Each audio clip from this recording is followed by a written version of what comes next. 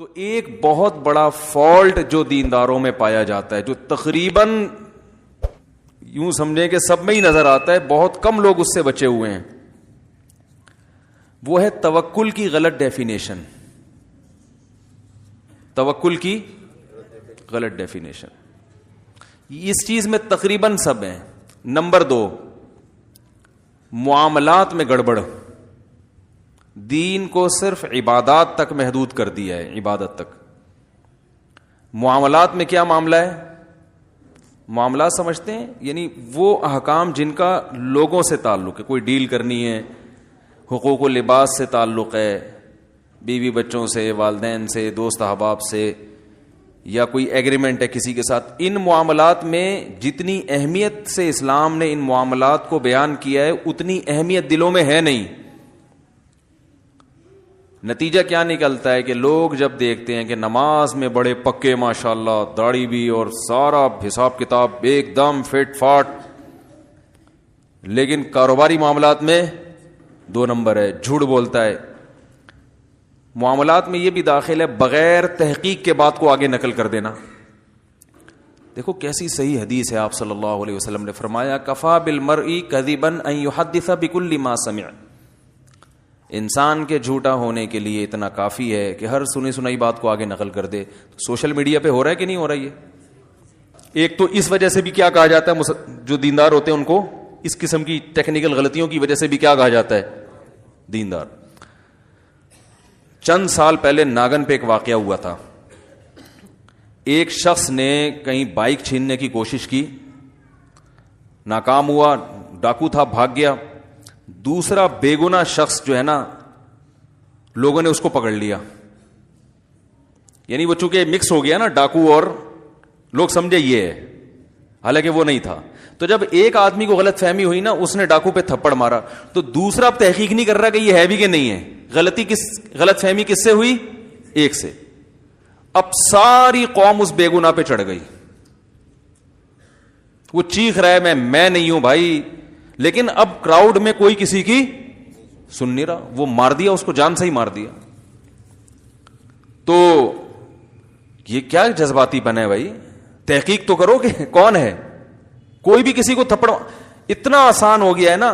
آپ کی کسی سے دشمنی ہے, آپ بڑے روڈ پہ کہہ رہو کہ یہ میرا موبائل چھین رہا تھا, اور اس کا موبائل لے کے چھیننے کی کوشش کرو کہ میرا موبائل لوگ جمع ہو جائیں گے, مار دیں گے اس کو. تو یہ حالات ہیں. تو یہ تو جذباتی پن ہے یا نہیں ہے؟ کوئی تحقیق, فحش الزامات لگانے ہو کسی کے اوپر, یوٹیوب پہ ڈال دو فلاں ایسا ہے, چوری بنا دو, کسی کو چور بنا کے پیش کر دو, تو وہ چکر میں بہرحال کسی کو چور بولنا ہو چور بول دو, کسی کو زانی بولنا ہو زانی بول دو, کسی کو بولو میں نے اس کی جیب میں شراب کی بوتلیں دیکھی تھی وہ بول دو, پوسٹ بنا کے چلا دو. کسی کو بول دو کہ یہ چرسی ہے, میں نے اس کو پیتے ہوئے دیکھا ہے. ہر چیز ہماری مارکیٹ ماشاءاللہ ایسی ہے پاکستان کی, ہر چیز مارکیٹ میں بکے گی. سچ بڑی مشکل سے بکتا ہے, سمجھ رہے ہو؟ سچ بیچنے کی میں بہت ٹائم لگتا ہے اس کی. اور آپ دیکھ لو نا, میرے بیانات ہوتے ہیں نا علمی, ان پہ شارٹ کلپ پہ ویورز دیکھو, اور ایک بیان کے دوران کہیں درمیان میں کوئی چٹکلا آ گیا یا کوئی ایسی بات آ گئی جو ینگ جنریشن کے لیے بڑی اٹریکٹیو تھی, تو چینل والے نے اس پہ چٹپٹا سا کلپ بنا دیا, اور وہ کلپ ایسا بنا دیا اور لیبل ایسا لگا دیا کہ جو بیان کرنے والا ہے اس کو شرم آ رہی ہے کہ بھائی یہ کیا لگا دیا تو نے. سب سے زیادہ ویور کس کے ہوتے ہیں؟ دھڑا دھڑ چل رہا ہوتا. اچھا نیچے گالیاں بھی ہوتی ہیں, مفتی صاحب یہ کیا ہے, یہ کیا لگایا ہے, سن بھی رہے ہیں دیکھ بھی رہے ہیں. تو خیر کہاں سے کہاں بات چلے گئی. تو جو لوگ دینداری کی طرف منسوب ہیں, میں دیندار اس لیے نہیں کہہ رہا کہ وہ دیندار ہوتے نہیں ہیں, دین تو پورے دین پہ چلنے کو دیندار کہا جائے گا نا بھائی. جذباتیت, جو دماغوں میں شدت پسندی ہے, یہ اس نے بیڑا غرق کر کے رکھا ہوا ہے. کسی کی زبان سے کوئی لفظ غلط نکل گیا ممبر پہ یا کہیں میڈیا پہ, اس کی ایسی کی تیسی. یہ تو گستاخ رسول ہے, یہ تو توہین رسالت کا منکر ہے, یہ تو قادیانیوں کا وہ سپورٹر ہے, یہ تو جو ہے وہ علماء کے خلاف ہے. وہ 100 دفعہ قسمیں اٹھا کے بول رہا بھائی میں یہ کہنا چاہ رہا تھا. تو ایک وجہ تو یہ ہے کہ جس کی وجہ سے دینداروں کو کیا کہا جاتا ہے, دقیانوس یا پرانا ٹھیک ہے نا, اس طرح کی. دوسری بات یہ جو میں نے بتایا توکل کی غلط ڈیفینیشن. ہمارے ہاں بہت معذرت کے ساتھ بہت سے دینداروں کو دیکھا ہے ان لاجیکل کام زیادہ کرتے ہیں. ایسا کام کریں گے جس کی کوئی سینس نہیں ہوگی. بولیں گے اصل تو نتیجہ کس کے ہاتھ میں ہے بھائی؟ اللہ کے ہاتھ. الٹے کام کرے گا. ڈاکٹر نے بتایا ہے کہ آپ کا کولیسٹرول لیول اس اسٹیج تک پہنچ چکا ہے, اگر آپ نے پرہیز نہیں کیا تو آپ کسی بھی وقت ایک دھماکے کے ساتھ پھٹ سکتے ہیں. صبح پھر انڈے کھا رہا ہوگا, پراٹھے کھا رہا ہوگا, دیسی گھی پی رہا ہوگا. بھائی موت زندگی تو کس کے ہاتھ میں ہے؟ یہ بے دین لوگ یہ باتیں نہیں کرتے. وہ تو یہی کریں گے ابے بھائی تمیز سے چلو ڈاکٹر. ان کا تو اللہ پر ایمان ہی نہیں ہے نا ٹھیک ہے نا. میں ان کی تعریف نہیں کر رہا کہ وہ صحیح کرتے ہیں, ان کی سوچ بھی غلط ہے. اس لیے کہ اگر سب کچھ ڈاکٹروں سے ہی ہو رہا ہوتا تو یہ ڈاکٹر جو آپ کو مشورہ دے رہا ہے خود کیوں مر جاتا ہے ٹھیک ہے نا, خود دھماکے سے کیوں. کئی ڈاکٹر ایسے ہیں جو لوگوں کا کولیسٹرول لیول جو ہے نا بالکل بیلنس کرتے کرتے اپنا آؤٹ کر دیا انہوں نے. سب کچھ سیٹ چلتے چلتے بھی وہ مشہور ہے نا کہ جب انسان کی شامت آتی ہے تو اونٹ پہ بیٹھے ہوئے آدمی کو بھی کتا کاٹ لیتا ہے حالانکہ کوئی لاجک بنتی نہیں ہے اس کی. لیکن ہم تو اس کے مکلف ہیں کہ ہمارے کام کی لاجک ہونی چاہیے. تو اب کیا ہوتا ہے کہ توندے بھی نکلی ہوئی ہیں. ایک تو قدرت کی طرف سے پیٹ نکلتا ہے انسان کا, وہ تو اللہ کی طرف سے ہے. وزن بہت سے لوگوں کا بڑا ہوا ہوتا ہے. صحابہ میں بھی بہت سے ایسے تھے جو ان کا ویٹ زیادہ تھا, پیٹ بھی تھا بعض صحابہ کا, وہ قدرت کی طرف سے ہوتا ہے. لیکن اپنی حماقتوں سے پھر بیماریاں آ رہی ہیں, شوگر آ رہی ہے, بلڈ پریشر ہو رہا ہے, کوئی پرہیز نہیں, کوئی کھانے پر کنٹرول ہی نہیں ہے. اللہ کی نعمت ہے اور شکر ادا کرو. اللہ آخر میں شروع میں بسم اللہ پڑھو, آخر میں الحمدللہ العظیم پڑھو تو کوئی نقصان نہیں ہو. جو صبح یہ دعا پڑھ لے بسم اللہ الذی لا یضر مع اسمہ شیء فی الارض ولا فی السماء وهو السمیع العلیم, حدیث میں آتا ہے شام تک اسے کوئی نقصان نہیں ہوگا. تو یقیناً نہیں ہوگا. لیکن جو اس کا یہ مطلب تھوڑی ہے کہ اب آپ پر جو احتیاطیں واجب تھی وہ بھی آپ کو پتا ہے اس گلی میں پاگل کتا گھوم رہا ہے, پھر آپ کو میں بسم اللہ الذی لا یضر پڑھ کے گلی سے گزروں گا. اگر کوئی اور گلی نہیں ہے گزرنے کے لیے ٹھیک ہے نا, پھر تو چلو بھائی کوئی اور آپشن نہیں ہے, تو اب نقصان کا پورا اندیشہ ہے, تو اب میرے پاس کوئی آپشن نہیں ہے, تو چلو نبی نے جو دعا بتائی ہے وہ پڑھوں گا. اللہ کی رحمت سے امید ہے انشاءاللہ میری بچت ہو جائے گی. کیونکہ گزرنا بھی لازمی ہے اور کتا بھی ادھر ہے اور کوئی میرے پاس آپشن ہے نہیں. لیکن 10 گلیاں اور ہیں, پاگل کتا اس گلی میں ہے, تو آپ 100 دفعہ دعائیں پڑھ کے گزر جائیں تو پھر آپ گزریں گے تو اللہ کی قسم وہ کتا اتنا پاگل نہیں ہوگا جتنے پاگل آپ ہیں.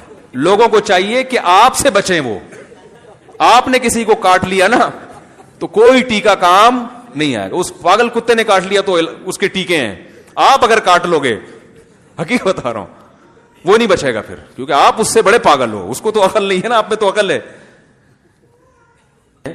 جو ہمارے جو لوگ دین کی طرف منسوب ہیں وہ دلائل دیتے ہیں معجزوں کی, کرامتوں کے جو واقعات ہوئے. کہتے 313 کا مقابلہ جب 1000 سے ہو گیا, اس کے کوئی اسباب تھے بدر میں؟ 313 کو اللہ نے 1000 پر فتح دے دی. بھائی یہ اسباب سے نہیں ہوتا کچھ, ہوتا کس سے ہے؟ اللہ سے ہوتا ہے. 313 دیکھو, نوح علیہ السلام کے دور میں کوئی کشتی مشتی کوئی پانی کہیں بھی نہیں تھا, لیکن اللہ نے کیا کر دیا؟ کوئی محکمہ موسمیات والوں نے اعلان بھی نہیں کیا تھا بارش ہونے والی ہے, اچانک بادل آئے, پوری قوم تباہ ہو گئی. وہی اللہ نے جب بچانا ہوگا بچائے گا, جب رکھنا ہوگا رکھے گا. جب مصیبت آئے گی تو اونٹ پہ بھی بیٹھ جائیں گے تو کتا کاٹ لے گا. تو کیا ضرورت ہے کتے سے بچنے کی؟ یہ تو کتا پن ہو گیا نا کہ جو ہے آپ بلا وجہ کتے سے بچنے کی کوشش کر رہے ہو. تو اب ان لاجیکل کام, حالانکہ نبی صلی اللہ علیہ وسلم کی سیرت میں معجزات کم ہیں, بہت کم ہیں. آپ کی جو سیرت ہے نا 23 سالہ دور نبوت اٹھا کے دیں گے, ہر کام کے پیچھے کوئی لاجک ہے. گراؤنڈ ریئلٹی کو سامنے رکھا گیا. جہاں لڑنا مفید نہیں تھا وہاں لڑائی کو ٹالا گیا. جہاں لڑنا مفید تھا مگر لڑنے کی طاقت نہیں تھی وہاں بھی جنگ کو ٹالا گیا. بھائی ضروری تو ہے مگر پاور نہیں ہے تو کیسے لڑیں گے؟ سمجھ رہے ہیں کیسے لڑیں گے؟ جہاں لڑائی کے علاوہ کوئی چارہ نہیں تھا کہ بھائی اب کمزور ہیں, مگر اگر نہیں لڑے تو اس سے بھی جائیں گے, تو اب مرتا کیا نہ کرتا بھائی, تو وہاں پھر لڑا گیا. یعنی ہر چیز گراؤنڈ ریئلٹی کو دیکھ کر, اسباب کو دیکھ کر ہو رہی ہے, کوئی جذباتی فیصلہ نہیں ہو رہا. ایک گراؤنڈ ریئلٹی ہے کہ جو سردار ہوتا ہے نا قوم کا, بڑا ہوتا ہے, وہ عزت مانگتا ہے کہ نہیں ہے؟ خالد ابن ولید رضی اللہ تعالی عنہ, انہوں نے غزوہ احد میں مسلمانوں کو کتنا بڑا نقصان پہنچایا کہ نہیں پہنچایا؟ ہونا تو یہ چاہیے تھا, ہم اگر ہوتے ہم کہتے کہ یہ بس ہاتھ میں آ جائیں کسی طریقے سے, ان کو تو چھوڑنا ہے ہی نہیں. احد میں جیتی ہوئی جنگ ہارے ہم ان کی وجہ سے, ابو سفیان اور خالد ابن ولید, یہ دو حضرات تھے جن کی وجہ سے مسلمان جیتی ہوئی جنگ ہار گئے, اور نبی کے سگے چچا شہید ہو گئے, 70 بڑے بڑے صحابہ شہید ہو گئے. اور اس میں سب سے بڑا کردار کن کا تھا؟ حضرت ابو سفیان اور حضرت خالد بن ولید کا. تو ہم ہوتے, ہم کہتے بھائی ان کو چھوڑنا ایسے ہے جیسے گستاخوں کو معاف کرنا. ہم یہی کہتے ہیں نا, ان کو نہیں چھڑیں گے. پنجاب میں ہوتے تو ہم کہتے چھڑا, مر جاؤں گا چھڑیں گا نہیں چھڑیں گے. لیکن اگر آپ صلی اللہ علیہ وسلم یہ سوچتے کہ یہ تو جہاں ملے ان کو مار دو, تو کیا ہوتا کہ بھائی میرے پاس جو پوری دنیا بھی ابھی ہم نے اسلام کا جھنڈا قائم کرنا ہے, تو ہمارا پاس لڑنے کے لیے لوگ کون ہیں؟ یہی ہے نا قریش کے لوگ. کیا خیال ہے بھائی؟ اتنے افراد کہاں سے لے کر آئیں گے؟ اگر انہی کو سارے ظالموں کو مار ہی دیں گے ہم, تو میرے پاس تو اتنے تھوڑے سے لوگ ہیں لڑنے کے لیے. تو بہتر نہیں ہے کہ ان کو کسی طرح اپنا بنانے کی کوشش کی جائے. حالانکہ کتنا بڑا, کیا جذبات ہوں گے, نبی کے سگے چچا کی ٹکڑے پڑے ہوئے ہیں کیسا. لیکن آپ صلی اللہ علیہ وسلم کیا کر رہے ہیں کہ بھئی آپ نے خالد ابن ولید کو پیغام پہنچایا. پتا تھا سردار ہیں یہ, تلوار کی زور سے ان کو اسلام میں لانا مشکل کام ہے. تو آپ صلی اللہ علیہ وسلم نے صلح حدیبیہ کے بعد خالد ابن ولید کو پیغام پہنچایا کہ دیکھو خالد ابن ولید جیسا سمجھدار آدمی ابھی تک اسلام میں داخل نہیں ہوا, یہ ہماری سمجھ میں نہیں آتا. اور فرمائے تم ہمارے پاس آؤ گے تمہیں عہدہ بھی ملے گا, عزت بھی ملے گی. کیونکہ سردار کو یہ ڈر ہوتا ہے کہ اگر میں نے ان کا مذہب قبول کر لیا تو ایسا نہ ہو میری بے عزتی ہو, مجھے تانے ملیں کہ یار ہر آدمی کہے بھائی ٹھیک ہے اسلام تو قبول کر لیا, لیکن نبی کے سگے چچا کا خون سے تو تمہارے ہاتھ رنگین ہوئے ہیں نا, یعنی تمہاری وجہ سے قتل ہوا نا. کوئی اپنے باپ کا حوالہ دے گا کہ میرے باپ کو تم نے مارا, کوئی اپنے بھائی کا حوالہ دے گا میرا بھائی تمہاری وجہ سے. تو ممکن ہے مجھے غلام بنا کے رکھ لیا جائے. اور ایک آدمی جب ایک مقام تک پہنچتا ہے, آرمی میں ایسا ہوتا ہے نا کہ جونیئر کو چیف بنا دیا جائے تو سینئر استعفیٰ دے دیتے ہیں کہ یار جو ہمیں ہمیشہ سلوٹ کرتا رہا ہم اس کو کیسے سلوٹ کریں. انسانی فطرت ہے, یہ نیچر ہے. سمجھ رہے کہ نہیں سمجھ رہے بھائی؟ جو ہمیں آج تک سلوٹ کرتا رہا ہے, اب ہم اس کو کیسے سلوٹ کریں؟ تو آرمی کے جتنے سینئر آفیسر ہیں اکثر کیا کرتے ہیں, ریزائن دے دیتے ہیں. تو یہ انسان کی ایک نیچر ہے. تو نبی صلی اللہ علیہ وسلم کو یہ تھا کہ خالد بن ولید کے ذہن میں یہ خیال آ سکتا ہے, تو آپ نے فرمایا کہ ایسا نہیں ہے. اب ہم ہوتے تو فتویٰ لگا دیتے یہ تو لالچ دی جا رہی ہے اسلام میں لانے کے لیے, ہے بھائی کیا خیال ہے؟ عہدے کا اسلام قبول کرنا ہے تو بھائی اللہ کے لیے کرو, عہدے کا کیا عہدہ نہیں ملے گا, عہدہ نہیں ہوتا ہمارے یہاں. ہماری مرضی, ہم تمہیں کہیں چوکیدار لگا دیں یا بس کا ڈرائیور بنا دیں, ہماری مرضی ہے, تو ہماری مرضی ہے. لیکن نبی صلی اللہ علیہ وسلم کیا فرما رہے ہیں؟ بھائی تمہیں عزت اسی طرح ملے گی, اس لیے کہ آپ چاہ رہے ہیں کہ ایک دفعہ آ جائے نا, ممکن ہے تھوڑی سی لالچ دے کے بلاؤ, لیکن آ جائیں گے نا, کچھ دن ہمارے ساتھ ماحول میں رہیں گے تو اسلام میں خود اتنی اٹریکشن ہے کہ ان میں اخلاص پیدا ہو جائے گا. یہ عہدے سب قربان کر دیں گے, دفعہ آنے دو, غلط فہمی ہے. تو یہ گراؤنڈ ریئلٹی کو دیکھ کر فیصلہ ہو رہا ہے کہ نہیں ہو رہا؟ اب بتاؤ ہم ہوتے, ہم کہتے آنے دو ذرا, کہتے آن دے. تو وہ خالد ابن ولید رضی اللہ تعالیٰ عنہ سے 2 جنگیں ہو چکی ہیں, اس میں وہ ان کو ایمان کی توفیق نہیں ہوئی, اس جملے نے ان کو اسلام کی طرف مائل کر دیا. سردار آدمی تو پھر ایسا ہی ہوتا ہے نا, جو خاندانی سردار ہوتے ہیں وہ ایسے ہی ہوتے ہیں. تو وہ آ گئے, اسلام قبول کیا, ان کو کمانڈر بنا دیا آپ نے. لیکن شروع میں تو کمانڈر, اس کے بعد آپ میں اتنا اخلاص پیدا ہوا ہے کہ آپ کہتے تھے کہ میں ہمیشہ امیر بن کے لڑا ہوں. حضرت عمر نے نا جیسے ہی دور حکومت آیا, حضرت خالد ابن ولید کو معزول کر دیا, اور بولا عام سپاہیوں کی طرح لڑو گے امیر نہیں بنو گے. انہوں نے فرمایا کوئی بات نہیں, مزہ آئے گا, پہلے کمانڈر بن کے لڑتا تھا, اب سپاہی بن کے لڑوں گا. کیا خیال ہے؟ ورنہ کسی کمانڈر کو معزول کر دو, سپاہی بنا دو, بڑا غضبناک ہوتا ہے وہ. اور وہ کمانڈر جس کو نبی نے کمانڈر بنایا ہو, وہ کہہ سکتے تھے مجھے محمد صلی اللہ علیہ وسلم نے کمانڈر بنایا, مجھے ابو بکر نے کمانڈر بنایا, اور مجھے سیف اللہ, اللہ کی تلوار کا خطاب دیا, اے عمر قرآن حدیث کی روشنی میں آپ مجھے معزول. کیا خیال ہے؟ قرآن حدیث کی روشنی میں آپ مجھے معزول نہیں کر سکتے. قرآن سے تو یہی پتہ چلتا ہے, حدیث سے تو یہ پتہ چلتا ہے, کیونکہ حدیث میں آتا ہے سیف اللہ, اللہ کی تلوار, اور ہمیشہ آپ نے مجھے کمانڈر بنایا, تو آپ کیسے کر سکتے ہیں کام؟ حضرت عمر نے سب سے پہلا کام ہی یہی کیا, جیسے ہی خلیفہ بنے سب سے پہلے خالد بن ولید کو معزول. لوگوں نے کہا کیوں بھائی؟ کہنے کوئی غلطی بھی نہیں کی انہوں نے, وہ ویسے ہی کہا لوگ یہ سمجھ رہے ہیں ان کی وجہ سے فتح ہو رہی ہے, اسلام کی طرف تو اب لوگوں کی توجہ جائے نہیں, شخصیت پرستی آ رہی ہے, شخصیت پرستی برداشت نہیں ہوگی, معزول کیا ان کو. تو یہ اخلاص پیدا ہوا نا خالد بن ولید, ورنہ کمانڈر جو اتنے عرصے سے رہا ہو اس کو عام سپاہی بنا کے لڑانا آسان نہیں ہوتا. تو ہم نبی کی سیرت میں دیکھتے ہیں ہر کام ایک سوچ کے ہو رہا ہے, ایک طریقے سے ہو رہا ہے. تو آگے ہم دیکھتے ہیں رسول اللہ صلی اللہ علیہ وسلم نے جو سفیر بنائے ہیں مختلف ملکوں میں بھیجنے کے لیے, ان سفیروں میں آپ نے یہ نہیں کہا کہ جس کو چاہے اٹھا کے بھیج دو. مدد کہاں سے آئے گی؟ بادشاہ کے دل کو نرم کرنا کس کا کام ہے؟ اللہ کا کام ہے. یہاں دعا مانگوں گا میں, جس کو چاہو بھیج دو. نا, جتنے سفیر آپ نے ملکوں میں بھیجے ہیں نا بادشاہوں سے بات کرنے کے لیے, ان کی پرسنالٹی کو بھی بہت دیکھا گیا ہے کہ وہ قداور تھے, خوبصورت تھے, بلیغ تھے, بات کرنا جانتے تھے. اب کسی ایسے شخص کو سفیر بنا کے بھیج دیا جائے کہ وہ بولنا کچھ چاہ رہا ہے, نکل اس کے منہ سے کچھ اور رہا ہے, یا گھبرا رہا ہے وہاں جا کے, تو کتنی اچھی دعوت ہو, کیسی ہی زبردست حق ہو, لیکن اس کو پیش کیسے کرنا ہے اس کا بھی بڑا اثر پڑتا ہے. دیکھو آپ کے یہاں کوئی مہمان آیا, آپ نے ایسا خاندانی کھانا بنایا کہ وہ ڈش آپ کے گھر میں بہت ہی خاص مہمانوں کے یہاں پکتی ہے, لیکن اس کو شاپر میں ڈال کے آپ نے دے دیا مہمان. وہ بیٹھا ہوا ہے صوفے پہ, اے سی چل رہا ہے, بھائی کھانا آنے والا ہے, تو شاپر میں پلاؤ آ رہی ہے اور بکرے کی چانپیں اس میں گھوم رہی ہیں. آپ کہتے ہیں یہ کیا ہے؟ بولیں بھائی اس کو کھا کے دیکھو, مزہ نہ ہے پیسے واپس. وہ کھائے گا, وہ کہے گا میں کیا کہ لنگر کسی مزار پہ بیٹھا ہوں لنگر کے لیے. جتنی بھی مزے کی چیز ہو بھائی پیش تو تمیز سے کرو نا اس کو. پہلا اثر اس پہ جائے گا, وہ کہے گا آپ 100 دفعہ کہیں, اگر وہ عزت دار آدمی ہوگا وہ کہے گا بھائی مجھے نہیں لگتا کہ یہ جیسی پیکنگ ہے ویسے ہی اندر مال بھی ویسے ہی ہوگا. اب آپ 100 دفعہ کہتے ہیں.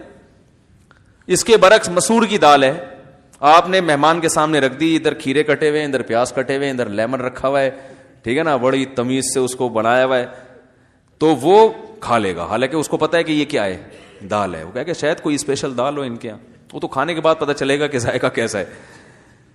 تو یہ بھی ایک گراؤنڈ ریئلٹی ہے.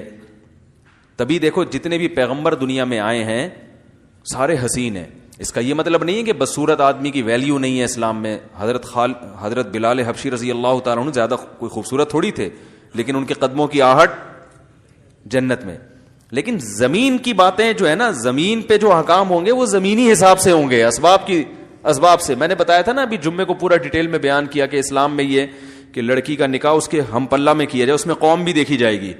حالانکہ اسلام میں قوم پرستی نہیں ہے, لیکن نکاح ایک دنیا کی ایک چیز ہے, اس میں جب تک جوڑ نہ ہو, قوم میچ نہ کر رہی ہو. قوم میچ کا مطلب یہ نہیں کہ غیر قوم میں, ایسی قوم جو اس کے یعنی خاندانی روایات کی وجہ سے ایک اس کے ہم پلہ سمجھی جاتی ہو, تاکہ عورت کو یہ احساس نہ ہو کہ میرا شوہر جو ہے وہ مجھ سے دنیاوی معاملات میں کمتر ہے, تو وہ پھر اس کی اطاعت نہیں کرے گی. تو دنیا کے حکام ہیں یہ. تو رسول اللہ صلی اللہ علیہ وسلم نے جو بڑے سفیر تھے نا, دحیہ کلبی رضی اللہ عنہ, یہ سفیر تھے, ملکوں میں جاتے تھے بادشاہوں سے بات کرنے, اثر پڑتا تھا. پہلا امپریشن بادشاہ کے سامنے, بھائی یعنی ہٹو بچوں, ٹھیک ہے نا. تو یہ اتنے خوبصورت تھے جن کو نبی نے ملکوں میں بھیجا تھا سفیر بنا کے. اتنے خوبصورت, آپ نے یہ تو سنا ہوگا نا کہ جو کوئی بہت خوبصورت عورت ہو فتنے کا سبب بنتی ہے, پردے کا حکم دیا ہے نا اس کو. مرد کو پردے کا حکم کبھی سنا آپ نے؟ حضرت دہیا کلبی پر حضرت عمر